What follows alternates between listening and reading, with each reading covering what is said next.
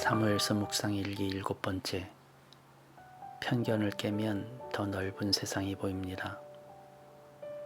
사무엘상 1장 12절로 16절. 한나가 주님 앞에서 계속 기도를 드리고 있는 동안에 엘리는 한나의 입술을 지켜보고 있었다. 한나가 마음속으로만 기도를 드리고 있었으므로 입술만 움직이고 소리는 나지 않았다. 그러므로 엘리는 한나가 술에 취한 줄로 생각하고 그를 꾸짖었다. 언제까지 술에 취해 있을 것이요? 포도주를 끊으시오. 한나가 대답하였다. 제사장님, 저는 술에 취한 것이 아닙니다. 포도주나 독한 술을 마신 것이 아닙니다.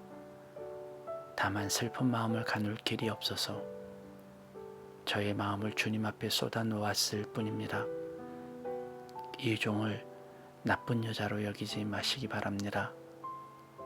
너무나도 원통하고 괴로워서 이처럼 기도를 드리고 있습니다.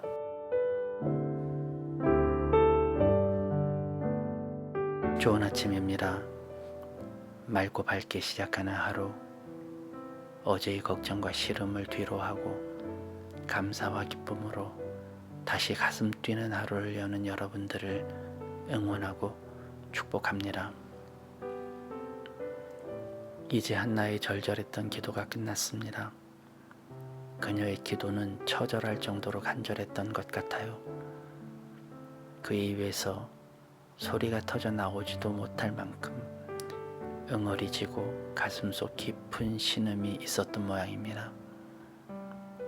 우리가 복받친 감정과 깊은 한숨에는 말로 표현할 수조차 없는 꽉 막힘이 있잖아요. 그래서 그런지 한나는 소리를 낼 수 없었던 것 같아요. 이런 모습을 제사장 엘리가 보았던 모양입니다. 엘리에 대한 묵상이 몇 번 더 있을 것이라고 했죠. 오늘 다시 한번 엘리를 통해 반면교사 삼을 일이 있습니다. 그는 멀리서 한나의 기도를 지켜보았던 것 같아요. 그런데 기도하는 소리는 들리지 않고 입술만 움직이는 것을 보고 한나가 술에 취한 줄 생각했대요. 언뜻 이해가 가지 않는 판단이죠. 조용히 기도할 수도 있잖아요. 소리 내지 않는 기도 가능하지 않습니까? 그런데 엘리가 그런 판단을 한 이유가 무엇일까요? 혹시 기도는 소리 내며 해야 한다고 믿었을까요? 큰 소리를 내고 울부짖어야 간절한 기도라고 여겼을까요? 보통 중심을 잃은 예배일수록 형식에 치우치고 본질을 잃을수록 외형에 힘을 쏟게 되죠. 사사시대의 마지막이 그랬을지 모릅니다. 하나님의 통치가 아닌 이웃나라와 같은 왕의 통치를 바라고 종교적 국가가 아닌 정치적 국가를 꿈꾸는 시기였으니까요. 소나무 하나쯤 뽑아야 기도 좀 했구나 싶고 목소리가 쉴 만큼 소리 질러야 은혜 좀 받았구나 싶었을지도 모르죠. 구절에 보면 엘가나 일행이 주님의 집에서 음식을 먹고 마셨다는 기록이 있죠. 당시 성전에서는 정확히는 성전이 아닌 성막 정도였습니다만 사람들은 그곳에서 음식뿐만 아니라 술을 마시는 일들이 종종 있었다고 해요. 그냥 즐겨 마신 정도가 아니라 음주가 다양한 종교적 행위의 하나로 자리 잡고 있었다는 기록이 있었던 것으로 보아 아마도 술에 취해 흐느적거리며 기도하는 이들이 이전에도 있었던 모양입니다. 엘리 또한 그런 장면을 많이 보았을지도 모르죠. 그래서 한나를 보고도 그리 쉽게 판단했을까요? 아무튼 엘리는 잘못된 판단으로 한나를 질책합니다. 섣부른 판단이라고 해야 할까요? 그것도 너무 용감하게 합니다. 다짜고짜 술을 끊으라고 했으니까요. 듣는 한나는 얼마나 당혹스러웠을까요? 부끄러움은 이 글을 읽고 있는 우리의 몫이 되어버렸습니다. 그러나 엘리의 잘못된 판단과 오판을 지켜보며 웃어넘기기엔 제 마음 한켠이 싸합니다. 이런 생각이 들어요. 나는 그동안 목회자로 얼마나 많은 섣부른 판단을 했을까? 사람들의 마음을, 그들의 말을 너무도 쉽게 규정하고 판단하며 결론을 내리고는 얼마나 쉽게 좋은 일합시고 이래라 저래라 했을까 하는 마음이 오늘 이 아침 제 가슴을 짓누릅니다. 우리는 얼마나 타인을 이해하며 살까요? 얼마나 그들의 말을 들어주며 살까요?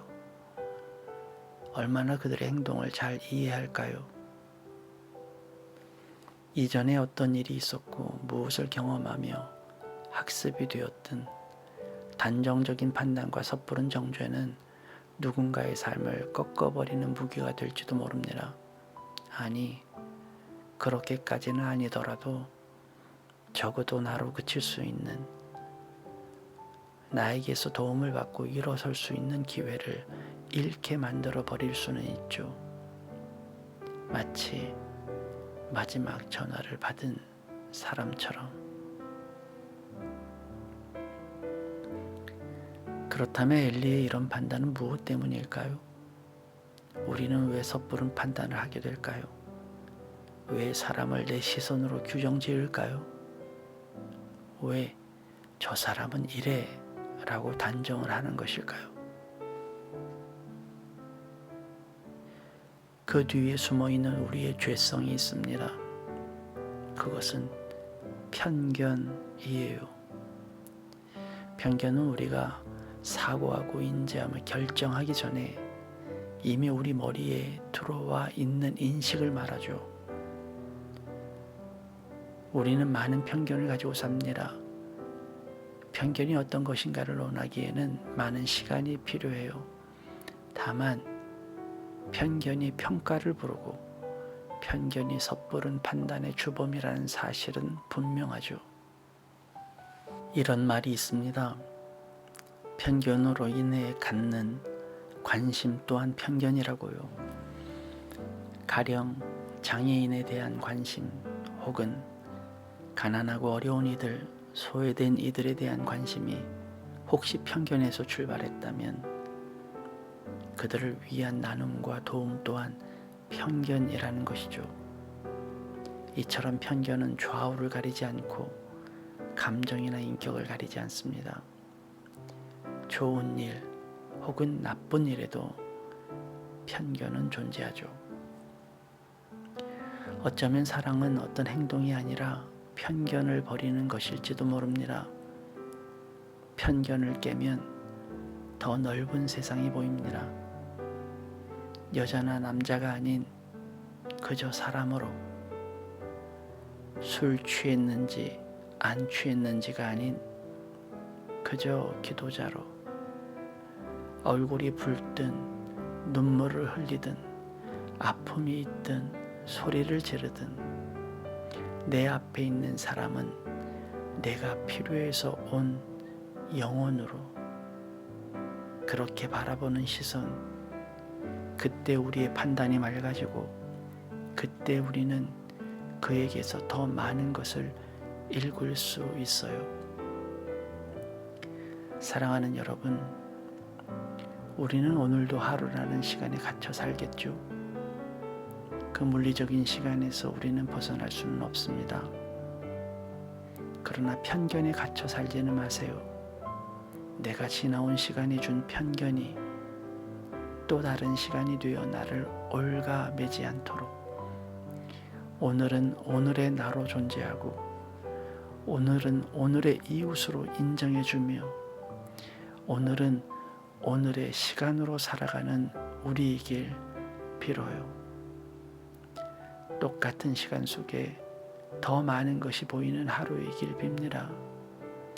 똑같은 나에게서 더 많은 기도들을 품고 똑같은 이웃에게서 더 더 많은 이해를 발견하는 하루 되시길 기도합니다.